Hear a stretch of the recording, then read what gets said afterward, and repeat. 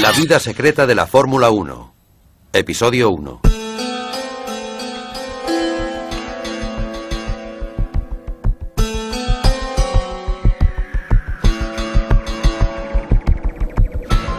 No importa quién seas en Fórmula 1, hay mucha gente ahí fuera que es tan buena como tú y cuyo único objetivo en la vida es el de destruirte.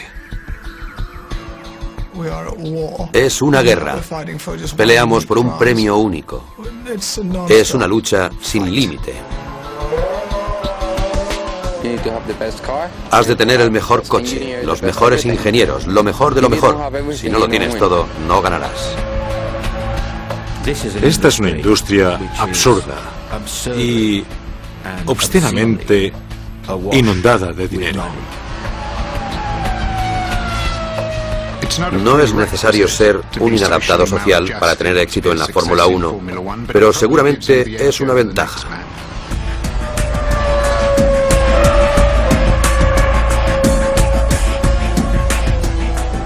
La línea de fuego.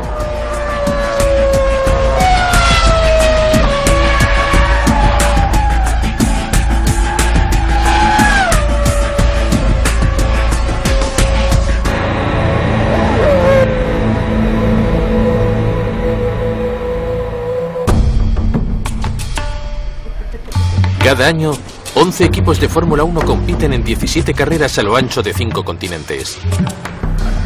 Este deporte es una industria en la que cada año se gastan 3 billones de dólares. La competencia es feroz. Los mejores ingenieros del mundo luchan por una ventaja que puede medirse en milésimas de segundo. Los coches de Fórmula 1 son diseñados y construidos utilizando tecnología punta. Tecnología que se mantiene en secreto como en los más avanzados proyectos militares. Los pilotos estrella de la Fórmula 1 son celebridades mundiales. Los equipos explotan su popularidad para ganarse el patrocinio de grandes empresas. El dinero recibido desaparece rápidamente debido a la necesidad de mejorar los coches cada semana. En este ambiente de competición permanente, nadie puede permitirse un momento de descanso.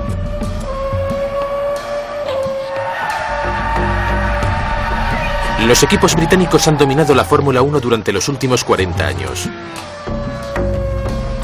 El equipo italiano Ferrari es el único que también ha logrado mantener su éxito. La intensidad de la Fórmula 1 es parecida a la de una guerra, técnicamente hablando. Y la mentalidad británica es superior a la de cualquier otro país europeo en este aspecto. Esto puede parecer políticamente incorrecto, pero es un hecho categórico y absolutamente cuantificable. Simplemente lo hacemos mejor. Pero los equipos británicos no siempre han sido los mejores. Ningún equipo puede ganar un gran premio sin disciplina, dinero y atención a los detalles. Esta dura lección fue impartida por los grandes equipos alemanes de los años 30.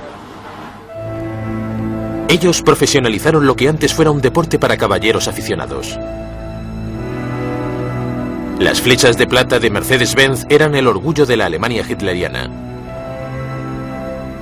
Hitler estaba obsesionado en demostrar que la nación alemana era la mejor en todo. Y las carreras de Gran Premio de entonces le parecieron una buena oportunidad para demostrar la calidad de la ingeniería, la organización y la administración alemana, permitiendo la producción de coches muy avanzados, al ofrecerle a Mercedes-Benz subsidios considerables. Yo solía ver a los Mercedes-Benz de 1937 y 1938. Era algo realmente espectacular. Eran ruidosos, veloces, imponentes, pero no había competición.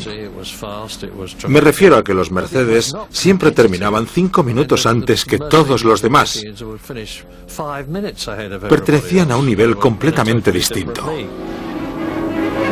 Estos Mercedes-Benz W154, propulsados por motores sobrealimentados de 3 litros V12, aplastaron a sus oponentes en el Gran Premio de Trípoli de 1938. El éxito de Mercedes-Benz se debía al genio organizativo de este hombre. Con su sombrero tirolés y traje formal, la figura del director técnico Alfred Neubayer se convirtió en un referente en la pista. Durante la Primera Guerra Mundial, había sido el encargado de organizar las unidades de artillería motorizada del ejército austríaco. Al frente de las flechas de plata, perfeccionó un sistema de señales de mano y bandera que le permitieron transmitir información a sus pilotos durante la carrera. Creo que todos los equipos de Fórmula 1 aprendieron de lo que hacía Mercedes. En realidad, todos se parecen mucho a lo que era Mercedes en los años 30. Todo tenía que estar bajo control. Había que reducir los riesgos. Todo el mundo sabía exactamente cuál es su función. Podemos verlo en el sistema de boxes que está brillantemente organizado. Mercedes ya lo había inventado hace 70 años. Neubayer observa mientras el enorme coche de Hermann Lang reposta y cambia de neumáticos. Una de las flechas de plata de hoy, un Mercedes McLaren, se detiene durante poco más de 7 segundos.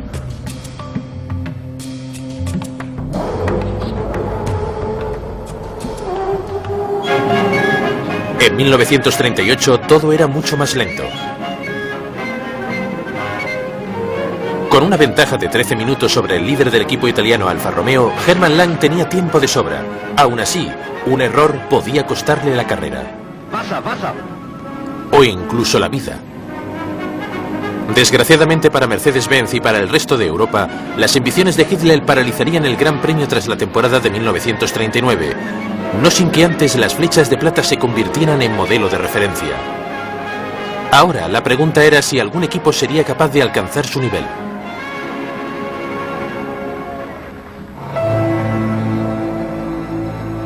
Antes de la Segunda Guerra Mundial, los equipos alemanes dominaban las carreras del Gran Premio. Mercedes-Benz, liderada por el director técnico Alfred Neubayer, había impuesto las normas de profesionalidad que definen a los equipos de Fórmula 1 de hoy en día.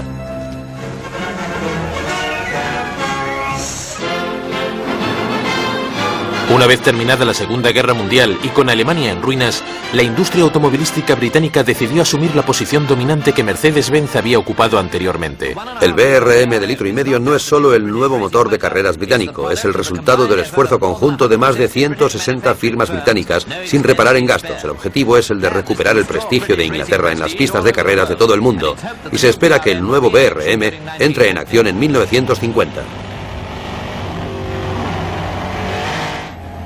El ambicioso proyecto BRM fue idea del caballero piloto Raymond Meiss, que se inspiró en Alemania. Mientras la guerra se acercaba a su fin, los aliados saquearon el conocimiento técnico alemán. Mientras los americanos empleaban a científicos alemanes en su industria aeroespacial, los británicos decidieron quedarse con la fórmula alemana para ganar en el Gran Premio. En 1948, la imprenta nacional de Su Majestad publicaba un informe secreto titulado Investigación sobre el desarrollo de coches alemanes de Gran Premio entre 1934 y 1939.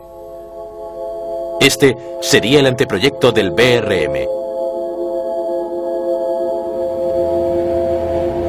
Pero el BRM tendría un comienzo fallido. No era sorprendente que pareciese una versión reducida del Mercedes W154. Pero tenía un motor sobrealimentado de 1,5 litros V16. Técnicamente era demasiado complicado. Y además, Raymond Meiss no era Alfred Neubayer. El proyecto BRM carecía de enfoque y terminó siendo una vergüenza pública. El proyecto BRM fue dirigido por gente que no entendía que lo importante es ganar competiciones. Técnicamente la idea era maravillosa. Construyeron un coche altamente sofisticado que nunca llegó a funcionar. La dramática llegada del BRM en el último momento para participar en la carrera internacional de Silverstone mantuvo al público a la expectativa hasta el último segundo. Desgraciadamente el BRM no pudo arrancar debido a un problema de transmisión. 100.000 espectadores se quedaron tristemente desilusionados. Quedaba claro que los británicos no eran buenos en las carreras patrocinadas. Esta no sería la manera de ganar. Año 1954. Alfred Neubayer y su equipo Mercedes-Benz regresan a las pistas del Gran Premio. Las flechas de plata no han perdido su ingrediente secreto. Tienen todo lo que le faltaba al BRM. Aerodinámicas implacablemente eficientes. El retorno de Mercedes-Benz fue un símbolo de esperanza para un nuevo país, Alemania Occidental. En solo una temporada, el equipo volvió a dominar las carreras de coches.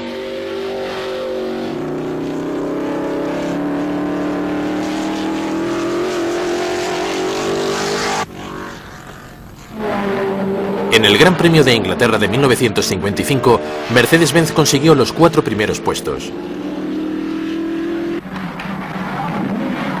Stirling Moss se convirtió en el primer inglés en ganar su carrera natal en la nueva era de la Fórmula 1. El equipo de Neubayer parecía otra vez imparable. Pero una vez más, la tragedia terminaría con la hegemonía del equipo. Mercedes-Benz anunciaría su retirada de todas las carreras de coches al final de la temporada. Semanas atrás, el equipo se había quedado perplejo ante el peor accidente de la historia del automovilismo. Durante la carrera de 24 horas de Le Mans, un Mercedes chocó contra un coche más pequeño que entraba en una parada. El Mercedes-Benz salió volando hacia el público.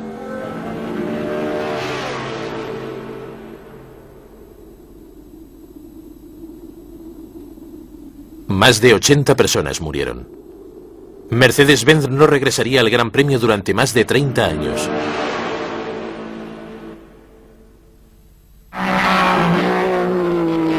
Con los alemanes fuera de juego, los italianos recobraron la posición que habían perdido tras el retorno de Neubayer.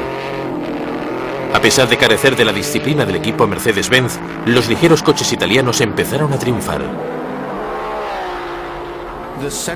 En los años 50, Italia era el centro de la industria automovilística y se debía a que era ahí donde estaba Maserati, donde estaba Ferrari, donde estaba Alfa Romeo.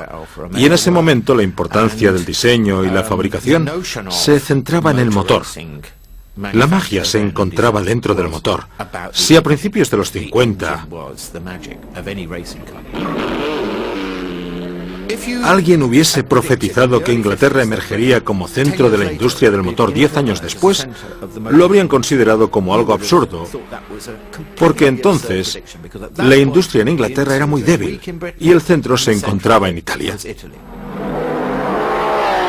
Los italianos continuaron venciendo y concentraron sus esfuerzos en generar caballos de fuerza. Así que los británicos buscaron nuevas tecnologías.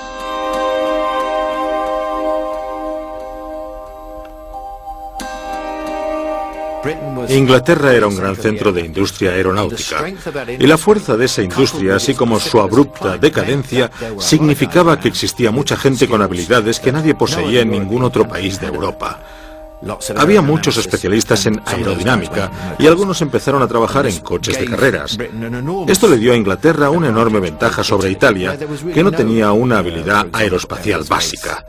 Ahora lo importante era el chasis y la aerodinámica, así que durante toda una era, el motor se convirtió en algo relativamente secundario. A finales de los años 60, los equipos compraban motores de compañías como Ford y cajas de cambios de Hewland. Cambiaron de posición estos componentes de manera que el motor iba detrás del conductor. Los coches corrían en aeródromos abandonados de la Segunda Guerra Mundial. El gran Enzo Ferrari se burló del nuevo enfoque de los equipos británicos, llamándoles garajistas, mecánicos de garaje. Las fábricas inglesas construían coches pequeños y livianos, usualmente con motores prestados. Construían chasis ligeros que corrían en circuitos lisos, a diferencia de los coches alemanes e italianos de antes de la guerra y de los coches franceses, que eran más pesados y corrían en campo abierto. De ese modo desarrollamos un nuevo tipo de coche de carreras, bastante adecuado para el automovilismo de entonces. 20 años después de la guerra, nos habíamos convertido en la influencia dominante en Fórmula 1.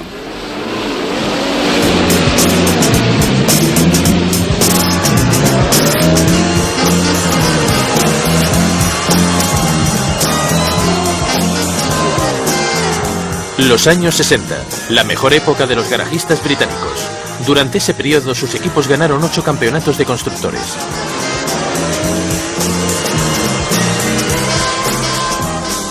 Era un negocio mucho más informal, por no decir improvisado.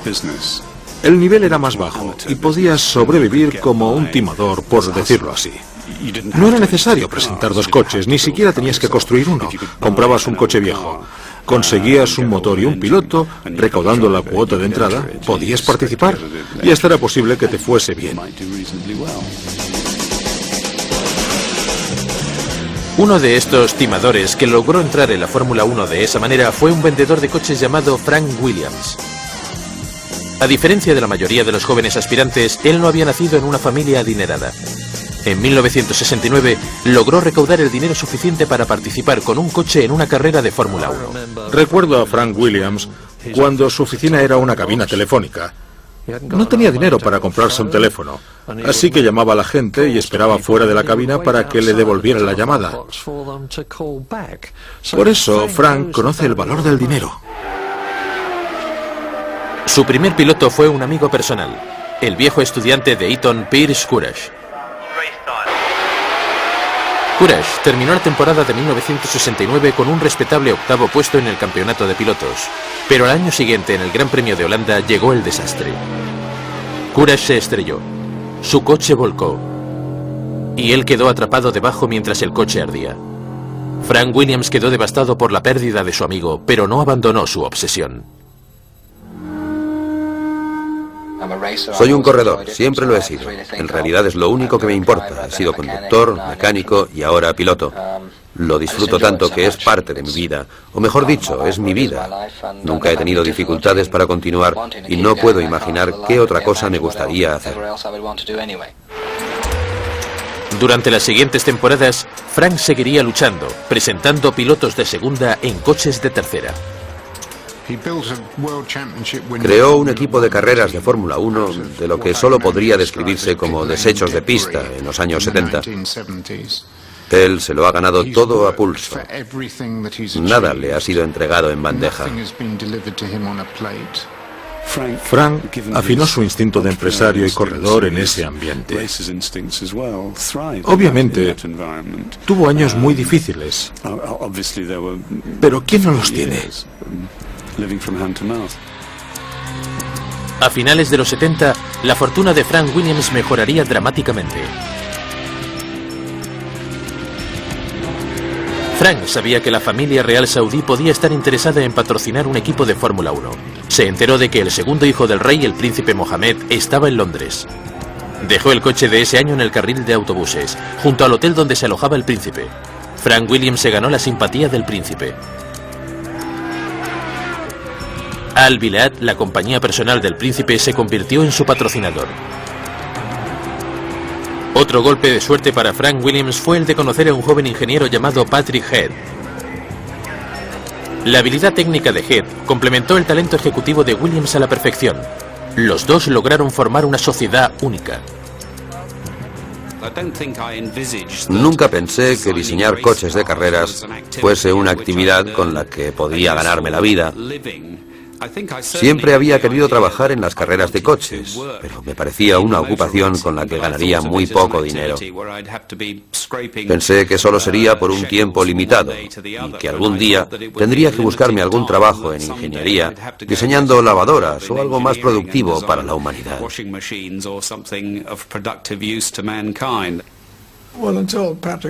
Hasta que conocí a Patrick, yo había ido tirando y nunca había logrado ningún éxito, solo un montón de fracasos que alguna gente puede considerar graciosos, pero yo no. Creo que ha sido una sociedad muy productiva, también a nivel personal. Tenemos muchos intereses en común y el lazo fundamental es el deporte, la Fórmula 1.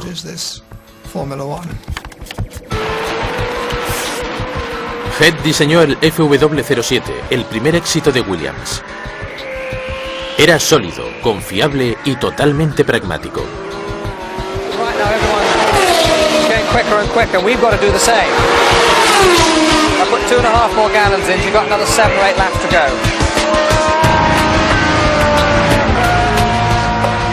En 1979, después de más de 100 intentos, Frank Williams ganó su primer Gran Premio.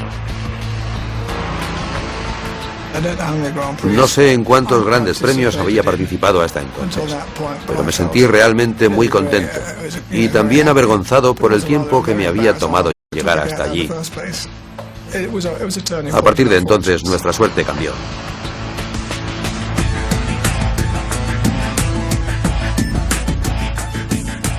Actualmente, el equipo de Frank Williams era muy distinto de aquel que intentaba salir adelante a finales de los años 60. Entonces, Williams financiaba sus actividades vendiendo piezas usadas de coches. Ahora vende espacio publicitario.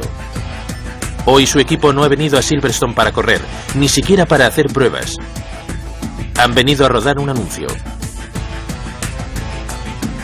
Compaq, uno de los más importantes patrocinadores del equipo, se ha fusionado con Hewlett Packard. Hoy es un secreto. Mañana lo sabrá todo el mundo. Los coches son vallas publicitarias rodantes con una gigantesca visibilidad a nivel mundial. Miles, millones de personas las ven desde marzo hasta noviembre.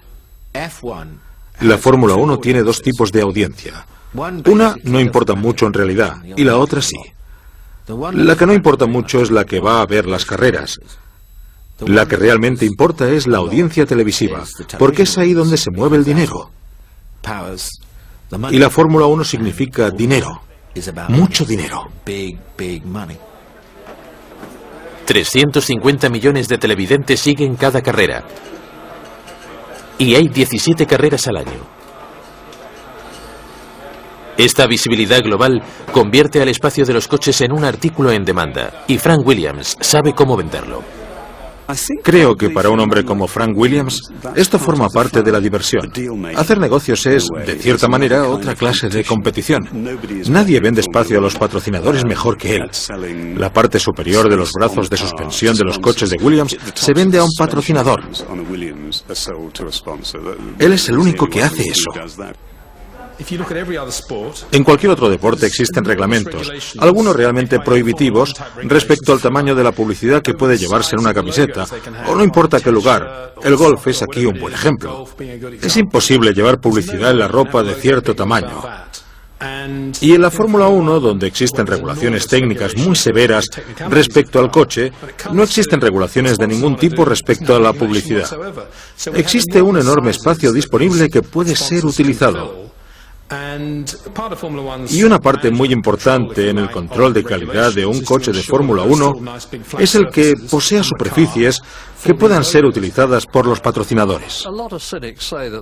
Muchos cínicos dicen que hoy en día los coches, con una enorme ala en la parte de atrás y una cubierta sobre el motor, están pensados para que los patrocinadores tengan espacio suficiente para poner publicidad. Creo que en cierto modo tiene razón, pero no tengo problemas al respecto. Si es así como se genera el dinero necesario para continuar compitiendo como lo han hecho hasta ahora, entonces no le veo ningún problema en ello.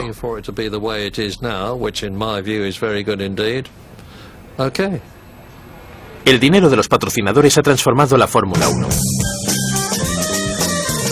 Todo empezó con Colin Chapman, que sorprendió al deporte en 1968.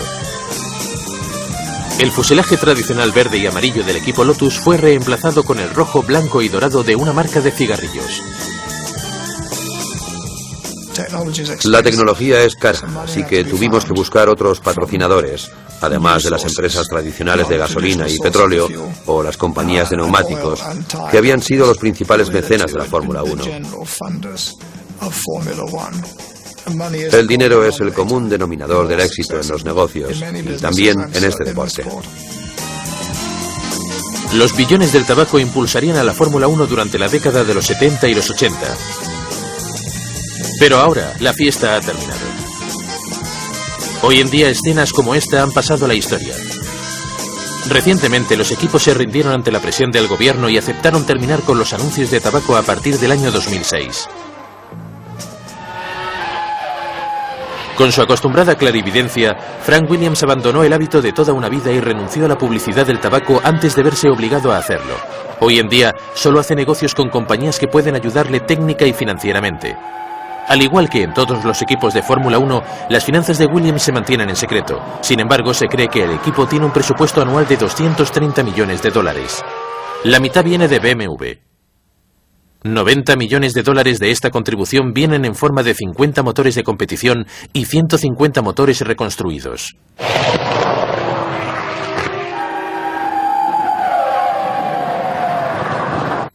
Se cree que Hewlett Packard aporta 36 millones de dólares, incluyendo un superordenador alfa de $1 millón.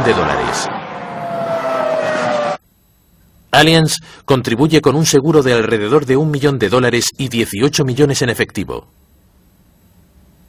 Probablemente Castrol contribuya con más de $500 000 en gasolina y 8 millones en efectivo. Michelin colabora con más de $4 millones en neumáticos y Petrobras aporta $2 millones de combustible al año, así como $3 millones en efectivo.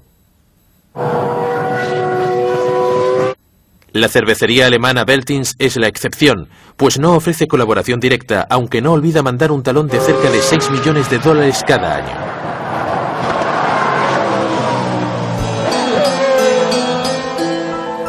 Antes de que los coches se convirtieran en vallas publicitarias, los equipos lucían el color de sus países. Los ingleses el verde, los italianos el rojo y los alemanes el plateado.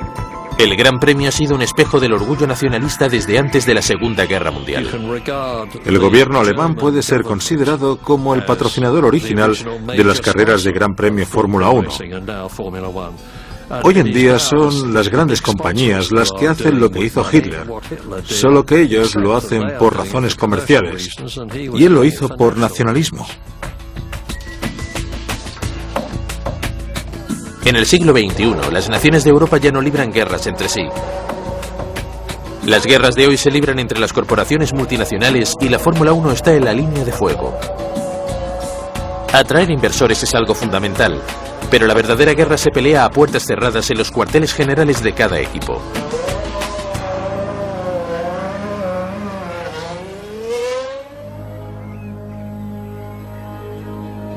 En la campiña inglesa de Oxfordshire se levanta un complejo industrial secreto. Aquí trabajan 450 empleados.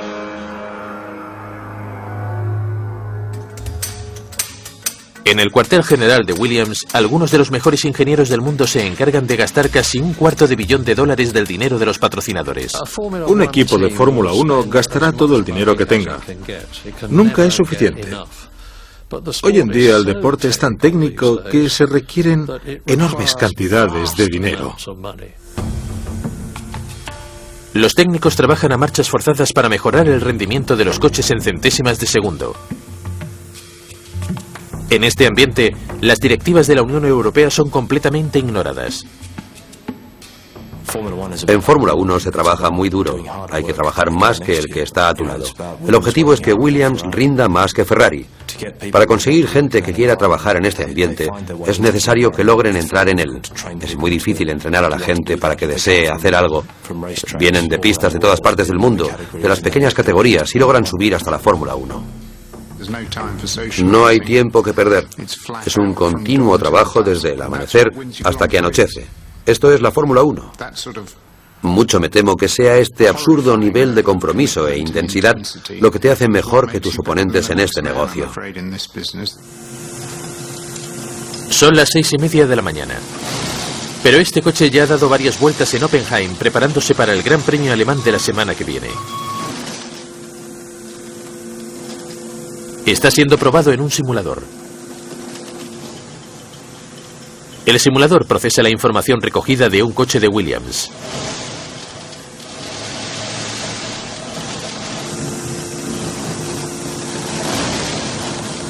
Esta información permite al ingeniero simular exactamente el mismo traqueteo que experimentará el coche cuando regrese a la pista.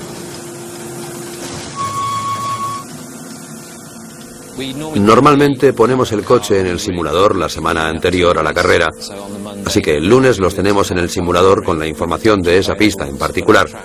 Y entonces empezamos con un programa de pruebas de 2 a 3 días. En el laboratorio, los ingenieros pueden modificar los amortiguadores para afinar la suspensión del coche. Es muy importante optimizar la amortiguación del coche, minimizar el desgaste sufrido por los neumáticos, mejorar la aerodinámica del coche y asegurarse de que el coche siempre está en perfecto estado para aprovecharlo todo al máximo y darle al piloto la confianza necesaria en la conducción. Hacer las cosas bien en Oxfordshire ahorrará un valioso tiempo de práctica durante la carrera del fin de semana. Un simulador cuesta cerca de $1 millón. Ningún equipo de Fórmula 1 puede competir seriamente sin tener uno. Un buen equipo también necesita a Steve Berry. Fabrica tubos de escape. Es lo único que ha hecho durante los últimos 14 años. Cada juego de tubos cuesta $18.000. Es aquí donde va el dinero de los patrocinadores y Steve Berry sabe por qué. Todos recuerdan al ganador. Nadie recuerda quién llegó segundo o tercero.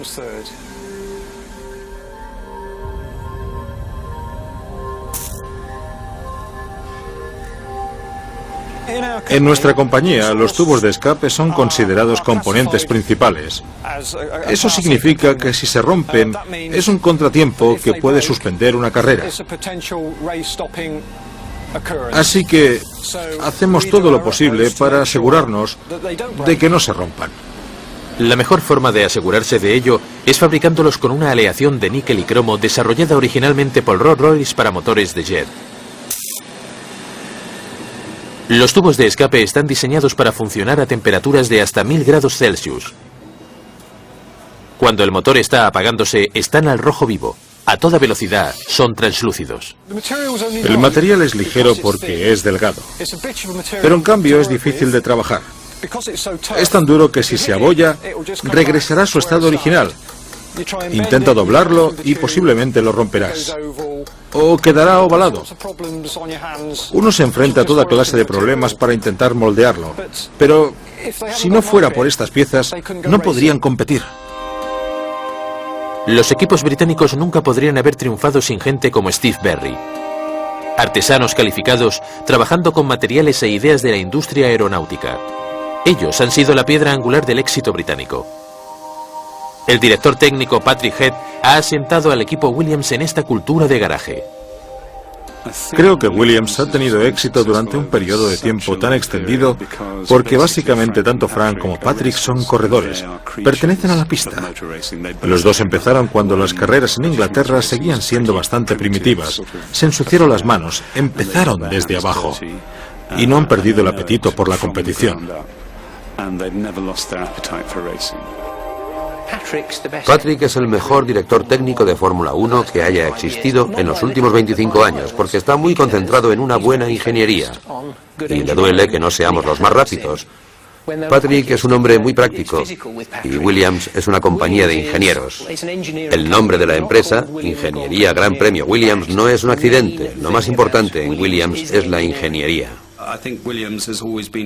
Creo que en Williams la ingeniería siempre ha sido el factor predominante y siempre la ha puesto, junto a la calidad de los coches, por encima de todo, asegurándose al mismo tiempo de que a los ingenieros no se les suban los humos. Y eso es algo muy positivo.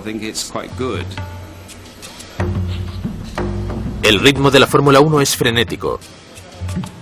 Los ingenieros de Patrick Head deben mejorar el coche cada día, si no, corren el riesgo de quedarse atrás. Fundamentalmente, la Fórmula 1 es un ejercicio de mejoramiento. No estamos en este negocio para producir decenas o cientos de coches. Estamos en el negocio para producir un prototipo y mejorarlo día a día, semana tras semana, año tras año. Cuando una pieza no es de última generación, es instantáneamente obsoleta. No existe límite respecto al esfuerzo necesario para la fabricación de la pieza más pequeña. Como muestra, cada año los 450 empleados de Williams solamente fabrican 8 coches. En realidad, el equipo no fabrica los 8 coches en su totalidad. Williams produce la mayor parte de las piezas. Pero BMW se encarga del motor V10 de 3 litros. Las pastillas de frenos y los discos los fabrica Carbon Industry. Y las pinzas y el embrague los fabrica AP Racing. Las ruedas son de OSID. Y el elemento más secreto e importante lo fabrica Michelin. Los neumáticos.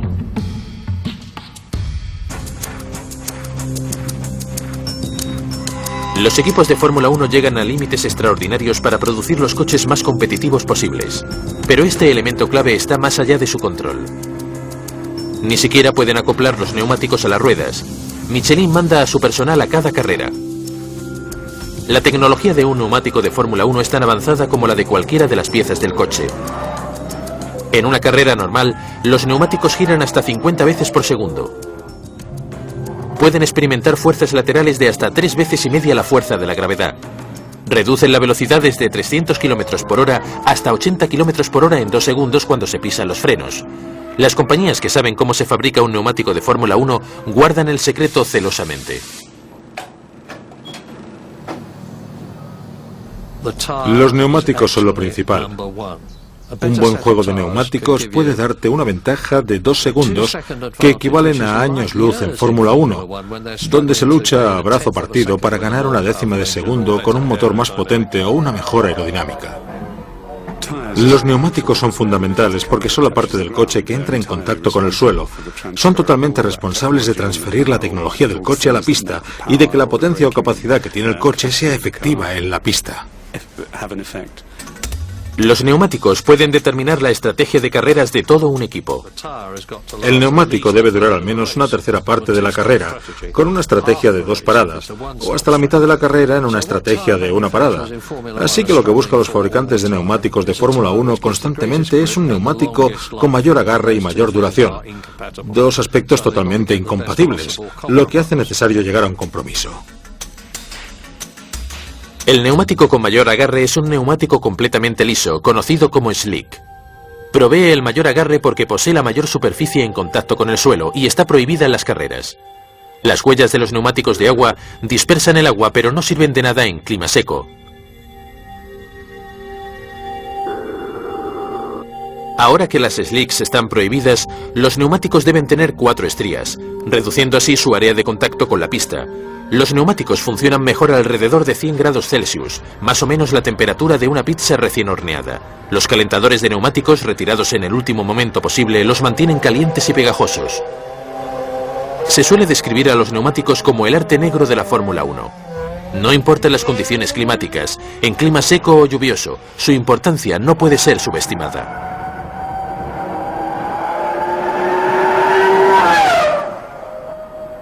En lo que concierne a Frank Williams, conseguir los neumáticos apropiados es casi tan importante como contratar a un piloto. Los pilotos son uno de los 4 principales requerimientos de un coche de carreras. Están los caballos de potencia, la aerodinámica del coche, el piloto y también los neumáticos. Así que representa un 25% del total. Es muy importante y el sueldo de un piloto enfatiza ese aspecto. Para Williams, los pilotos son empleados muy bien pagados y con mucho talento, pero han venido aquí para hacer un trabajo y si no lo hacen bien, van a pasar un mal rato. Los pilotos de carreras son chicos grandes, saben muy bien en lo que se han metido y si trabajan para Williams, no deben esperar ningún apoyo psicológico de nuestra parte, porque no lo recibirán. Los pilotos no siempre se sienten cómodos con esta actitud. En más de una ocasión, Williams ha despedido a sus pilotos campeones cuando sus demandas monetarias se volvían excesivas. En un deporte tipificado por enormes salarios y egos a juego, no hay nada como una temporada en Williams para bajarle los humos a un conductor. Si en Williams contrataran a Michael Schumacher como piloto de carreras, no les gustaría que éste les dijera: deberíamos traer a tal ingeniero o a tal mecánico. Entonces le responderían: Michael, vete de aquí, nos vemos en la próxima sesión de pruebas. Es una relación dura, pero repito que se les paga muy bien. Son grandes deportistas y, sin duda, muchos de ellos son campeones. Así que esperamos casi la perfección de su parte. Y eso es un poco despiadado. Quizás sea un error, quizás una ventaja. Frank Williams es un piloto de carreras frustrado. Podría haberlo admitido hace 20 años. Es esa competitividad innata en su interior lo que le impulsa incluso hoy en día. Es el corredor entre los corredores por excelencia. Las ambiciones frustradas de Frank Williams casi le costaron la vida. En marzo de 1986, asistió a una sesión de pruebas en el circuito Paul Ricard, al sur de Francia. Después, se fue al aeropuerto de Niza en un coche alquilado. Pero iba demasiado rápido. El coche salió de la autopista y cayó en un sembrado. Dio una vuelta de campana y aterrizó cabeza abajo. Desgraciadamente, el primer impacto al caer lo recibió por su lado y el techo se hundió. Él recibió un golpe directo exactamente sobre la cabeza. La cuarta y la quinta vértebra fueron empujadas a un lado y la médula quedó aplastada. Ambos llevábamos puesto el cinturón de seguridad. Ninguno recibió ninguna otra herida. Yo salí ileso, aparte de algunas moraduras, y él tampoco tenía otra herida. Ningún hueso roto, solo un golpe directo a la cabeza que le rompió el cuello y nos quedamos cabeza abajo. Finalmente, alrededor de 50 minutos más tarde, llegó una ambulancia. Pero durante los 50 minutos en los que estuve con Frank, él se comportó de una manera muy lógica y calmada y en ningún momento se dejó llevar por el pánico. Me dijo lo que teníamos que hacer y me dio instrucciones todo el tiempo. Fue algo muy típico de su parte. Así es como funciona un piloto de Fórmula 1 en medio de una crisis. Frank Williams estuvo muy cerca de morir, no en un coche de carreras, sino en un coche alquilado. Le hicieron la extremaunción a lo largo de la carretera. Sobrevivió, pero quedaría paralizado. Frank y yo todavía éramos muy jóvenes y nos considerábamos básicamente indestructibles, como hace la gente a esa edad. No éramos críos, pero éramos mucho más jóvenes que ahora. Y el pensar que Frank no volvería a correr en sus pantalones cortos, ya que Frank es una figura físicamente dominante en el equipo, no se me había ocurrido jamás. Pensamos que lo importante era seguir adelante y que Williams no debía colapsarse. Ese año queríamos demostrar que podíamos seguir en la competición. Era una cuestión de orgullo. Queríamos demostrar que podíamos hacer un buen trabajo. Y así fue.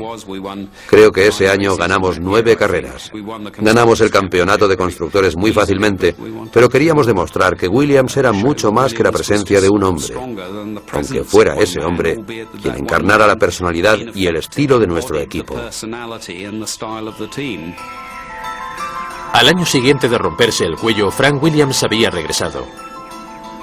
En 1987, en la primera temporada de su retorno, su equipo ganó tanto el campeonato de constructores como el campeonato de pilotos. De muchas maneras, Frank Williams encarna la Fórmula 1. No le sirve de nada recordar los éxitos pasados. Lo más importante en la vida es la próxima carrera. Siempre lo ha sido y después de eso, la carrera siguiente. Él está totalmente comprometido con la pista. El año que Frank Williams regresó después de su accidente, ocurrió algo que a largo plazo tuvo un impacto aún más grande en la Fórmula 1.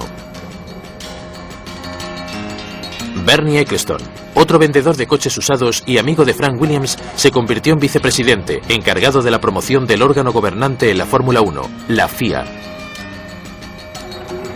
Y pronto se convertiría en el hombre más poderoso de la historia de la Fórmula 1. Y uno de los hombres más ricos en Inglaterra. La Fórmula 1 es una batalla sin final por la supremacía. Los equipos compiten por los mejores patrocinadores, la mejor tecnología, el puntaje más alto. Sin embargo, están unidos por intereses mutuos. Esta guerra hábilmente vendida ha enriquecido increíblemente a mucha gente. Hay más millonarios por metro cuadrado en un parque de Fórmula 1 que en ningún otro lugar del mundo. Y no es fácil convertirse en uno más. Básicamente son los mismos que han estado en control durante los últimos 20 o 25 años y tienen un sistema en el que se reparten las ganancias que les asegura grandes beneficios.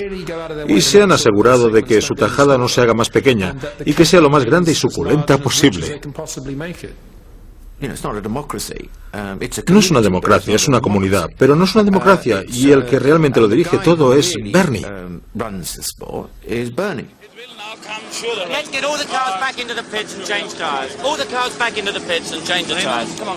La Fórmula 1 está dirigida por uno de los mejores vendedores del mundo, Bernie Ecclestone, que empezó vendiendo motocicletas y coches de segunda mano y se ha convertido en un hombre fabulosamente rico. Quizás mucha gente se sienta intimidada por Bernie, no cabe duda alguna, y creo que ha logrado subir de esa manera.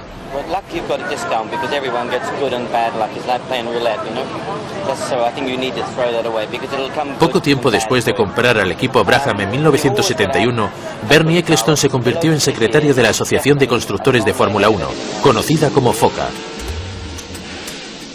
La organización se había formado para representar a los garajistas británicos. Ecclestone unió a los equipos británicos contra el poder de negociación de los equipos continentales y mundiales. Es un hombre con una gran visión, y cuando llegó a la Fórmula 1, al comprar el equipo Brabham en 1971, se dio cuenta de que en realidad no es que estuviera mal dirigido, sino que no estaba dirigido en absoluto. Pero tiene el control absoluto. Ha tenido éxito porque es muy exigente. Se puede criticar su ansia de controlarlo todo, pero nos guste o no, parece funcionar. Y creo que seguirá de esta forma durante mucho tiempo. Por supuesto que le ha ido realmente bien. Se ha convertido en un multimillonario. Se ha hecho con el monopolio y es exactamente lo que quería. Él comprendió desde muy temprano que para conseguir ganancias, los equipos tenían que actuar juntos. En 1978 se convirtió en director ejecutivo de FOCA. 3 años más tarde, después de una guerra de influencias con el gobierno de la FIA, ganó el derecho de negociar contratos de televisión. En 1987 aseguró su puesto en el deporte convirtiéndose en vicepresidente de la FIA. Recientemente aseguró los derechos de Fórmula 1 durante los próximos 100 años. Las ganancias son compartidas con los jefes de equipo, pero la distribución exacta es un secreto bien guardado. Ahora, el genio empresarial de Bernie Ecclestone ha atraído a las compañías más poderosas del mundo hacia su carrusel de dinero, publicidad y tecnología punta. Después de haber conseguido transformar la Fórmula 1 en un producto global, quizás haya puesto en peligro la cultura garajista británica que un día intentó proteger. Nada es para siempre. Y creo que ya es posible ver cómo el dominio británico, que en cierto momento fue impresionante, empieza a erosionarse. Lo que pasa ahora es que las fábricas de coches, las grandes firmas, han empezado a acercarse a la Fórmula 1 intensivamente. BMW es una de las más grandes. El gigante bávaro unió sus fuerzas a las de Williams en 1998. El compromiso de 5 años de la compañía con la Fórmula 1 costará cerca de $1 billón. Con esa clase de inversión, lo más probable es que BMW quiera imitar a su rival, Mercedes, y compre un puesto permanente en un equipo de Fórmula 1. El centro de gravedad ya no está en Inglaterra como antes. Y el dinero que se recibe de las grandes firmas está cambiando lentamente de localización geográfica hacia otros lugares como Francia, Alemania o Japón. No es una situación natural. Actualmente, la producción de coches en Inglaterra se encuentra ante un enorme riesgo. Nadie debería sentirse tranquilo pensando que la Fórmula 1 que existe en Inglaterra es la mejor de todas. Creo que quizás deberíamos reflexionar en que el periodo desde 1960 hasta el año 2000 fue un periodo excepcional en el que Inglaterra, una pequeña zona de Inglaterra, fue responsable de más del 90% de los coches de carreras y que estamos dejando esa era detrás. Esa era ha terminado y está cambiando hacia otros lugares. ¿Cuánto tiempo tardará? Eso no lo sabe nadie. Esa es una pregunta sobre la cual solo podemos especular.